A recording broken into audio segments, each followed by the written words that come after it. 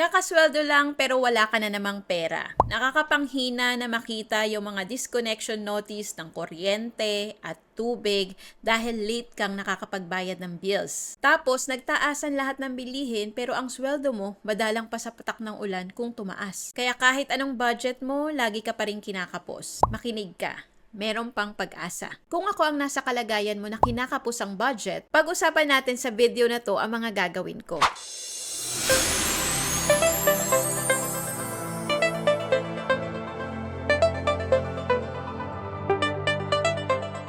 Hi Dreamers! Hi everyone! Ako nga pala si Nel Sembrano Lontok. Dati akong accountant na ngayon ay isang online entrepreneur and financial educator sa IMG. Dito sa channel ko, nagbibigay po ko ng personal finance tips for beginners at mga tips paano ba ako nagkaroon ng time freedom doing the mission of IMG. Kung sa tingin mo makakatulong itong channel ko sa'yo, consider mo na mag-subscribe at click mo yung notification bell para updated ka every time na meron akong bagong video. Ginawa mo na lahat ng pagtitipid, pagsisinop sa pera mo pero kinakapos pa rin. Ang pagkakaroon ng extra income is the only solution na naiisip mong gawin. But here's the truth. Hindi nagmamatter ang malaking income kung pinapambayad mo lang naman din ng utang. Dahil nag-overspend ka or wala kang planong ginagawa sa perang sinisweldo mo or kinikita mo. Huwag mong lagyan ng band-aid ang totoong problema by getting extra income. Kasi kahit gaano kalaki ang income mo, pero kung totoong waldas at wala kang disiplina, it won't solve the problem. Handa ka na? Tip number 1, kung kinakapos ako sa budget, ang una kong gagawin is to review mga gastusin ko. Ito yung panahon na magiging seryoso ako para malaman saan ba talaga napupunta ang sinisweldo ko. Kailangan maging accountable ako sa perang kinikita ko. Maglilista na ako araw-araw ng mga gastusin, malaki man o maliit yan, para malaman kung kailangan ko ba talaga yon o hindi naman. Kasi kapag meron na akong basis saan napupunta ang sinisweldo ko, malalaman ko na rin ang root cause bakit ba kinakapos ang sweldo ko. Malalaman ko na ano yung mga kailangan kong bawasan o tanggalin sa sistema ng paggastos ko. Alam ko mahirap tong gawin, pero kung lagi akong zero or negative,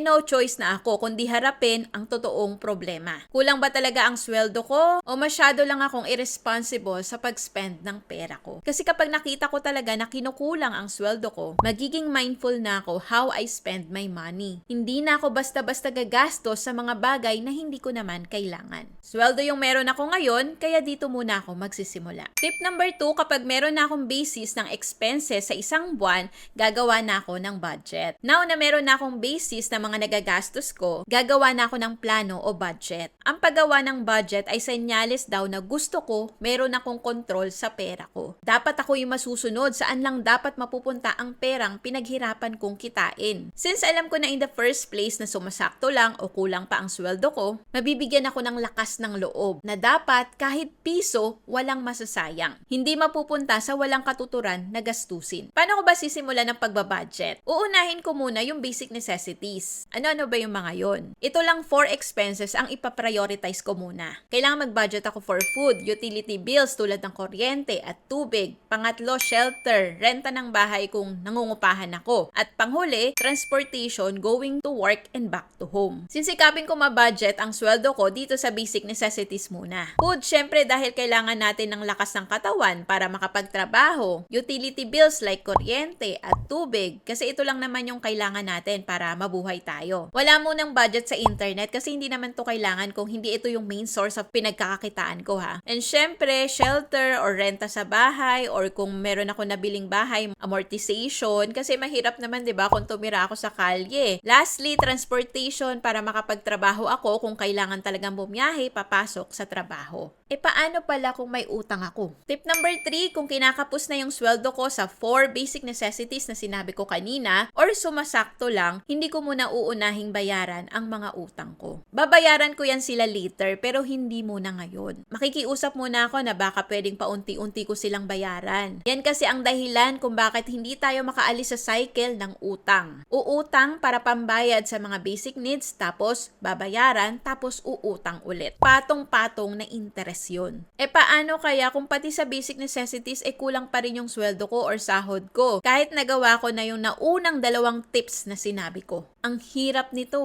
kung kahit pati basic necessities ay hindi na kayang bayaran ng sahod ko dahil sa inflation or crisis na dumating nitong nakaraang ilang taon, tatanggapin ko yung katotohanan na magiging mahirap ito, pero syempre nandun yung sasamahan mo ng dasal na magiging okay din at makakahanap ako ng solusyon para pataasin ang income ko. Usually meron naman palugit, 'di ba, na araw bago maputulan ng kuryente or tubig o kaya bago ka mapaalis sa bahay kung hindi ka nakakapagbayad ng renta mo. Sisikapin ko sa mga panahon na yon yung palugit na araw bago ako maputulan na makaisip ng paraan except ang mangutang. Hindi rin ako magpapatakot sa mga maniningil ng utang kasi mas importante yung pagkain kaysa bayaran sila. Importante na malakas ang katawan natin kaysa magkasakit tayo at dagdag gastusin pa yun. Hindi ko naman sinasabi na tatakbuhan ko sila. Hindi lang muna sila ang priority ko sa ngayon dahil gipit pa ako. Tip number 4, hanap ako ng ibang paraan para mabawasan ang gastusin. Una, magluluto ako sa bahay. Instead na kumain o bumili ng pagkain sa labas, sisikapin ko makapagluto sa bahay. Kasi hindi lang sa makakatipid ako, mas masustansya pa ang luto sa bahay. Magbabaon din ako kaysa kumain sa karinderya. Tapos yung lutong bahay, pwedeng budget ko na yon sa buong isang araw o baka may sobra pa para sa susunod na araw. Actually, yan ang ginagawa namin. Mas prefer namin na magluto sa bahay kaysa bumili ng pagkain sa labas. Makakatulong din kung gumagawa ng meal plan para alam mo na kung ano yung mga bibilihin mo namang ingredients sa palengke or sa grocery at may iwasan yung masasayang na pagkain. Yes, it is extra work pero mas malaki ang tipid mo kapag nagluluto ka talaga sa bahay. Pangalawa, kung may anak ako, ililipat ko muna sa public school. Kung nag-aaral sila sa private school. Muna, kasi kapos na talaga sa pera. At alam ko, isa ito sa pinakamahirap gawin. Alam ko, basic necessity ang education. Pero this is just temporary hanggat gipit pa sa pera. Pangatlo, lilipat ako sa mas maliit na bahay at mas malapit sa trabaho para mababawasan din ang cost ng renta at transportation papunta sa trabaho. And again, alam ko mahirap itong gawin. Lalo na kung naging komportable na kayo sa lugar nyo. Marami ka talagang mga non-negotiable expenses na kailangan i-sacrifice, pero ano ba ang mas importante? Peace of mind or yung convenience? Actually, yung mga expenses na yan, mahirap gawin, pero kailangan mong gawin kasi yan yung pinakamalaking maibabawas sa gastusin nyo. Tip number 5, kung after kong makat lahat ng expenses, pati non-negotiable expenses na cut ko na, kulang pa rin talaga ang sweldo sa basic necessities, hahanap na ako ng paraan para kumita ng extra. Yes, sinabi ko kanina na ang pagkakaroon ng extra income is not the only solution. Pero isa to sa pwedeng maging solusyon ko kung sobrang tipid na tipid ko na, di na ako nakakapagbayad sa utang pa at kulang pa din ang sahod ko. Wala na akong ibang pwedeng gawin kundi pataasin ang income ko. Ito yung mga pwede kong gawin para pataasin ang income ko. Number 1, offer services. Since kapos na ako sa pera, syempre hindi ko na rin afford yung puhunan sa negosyo. So ang may offer ko muna is services. Tulad ng marunong ako mag-edit ng video. So pwede ako mag-offer ng video editing for a fee. Marunong din akong gumawa ng simpleng website. So pwede akong mag-offer ng services nito for a fee. May alam din ako sa video marketing. So pwede ko din tong ituro for a fee. So kung ganito rin yung kalagayan mo ngayon na kailangan mo ng extra income, isipin mo ano yung alam mo na skills ngayon na pwede mong i-offer as service sa iba na pwede ka nilang bayaran. Yung legal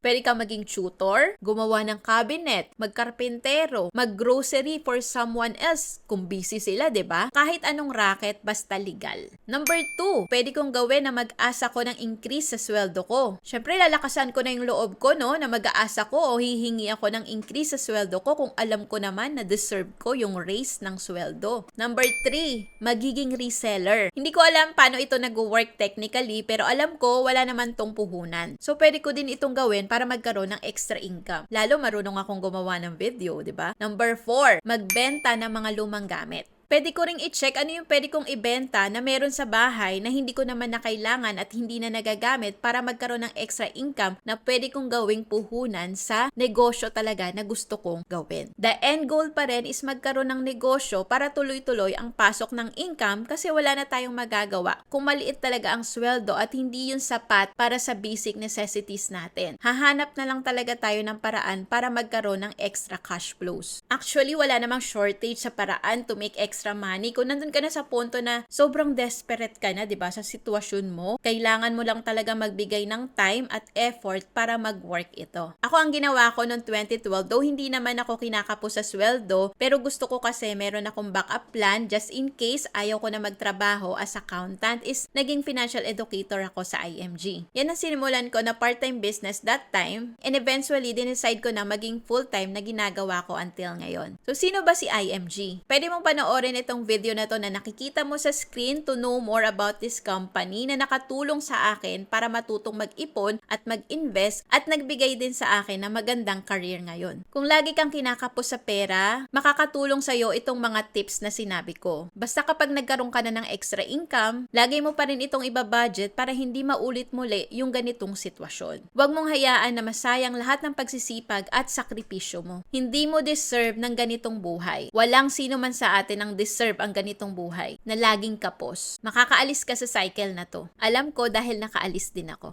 Kaya mo yan. By the way, meron kaming free webinar wherein we empower Filipinos to save and invest the proper way. Kung gusto mo magkaroon ng free access, message mo ako sa FB page ko na Nel Sembrano or email me sa nelsembrano.cs@gmail.com, tapos message mo lang yung salitang ipon para alam ko na gusto mo magkaroon ng free access sa webinar. Nakatulong ba ang video na to sa'yo? I appreciate if you comment kind words sa baba, sa comment below, and share this video sa mga mahal mo sa buhay para hindi lang ikaw yung makaalis sa cycle na to, pati din sila, because we deserve a good life. Kung marami kang natutunan sa video na to, sigurado ako na makakatulong sa'yo itong mga videos na nakikita mo sa screen. Yan ang next na panoorin mo. Always remember to learn new things every day, do what you love, and enjoy life. See you again in another video.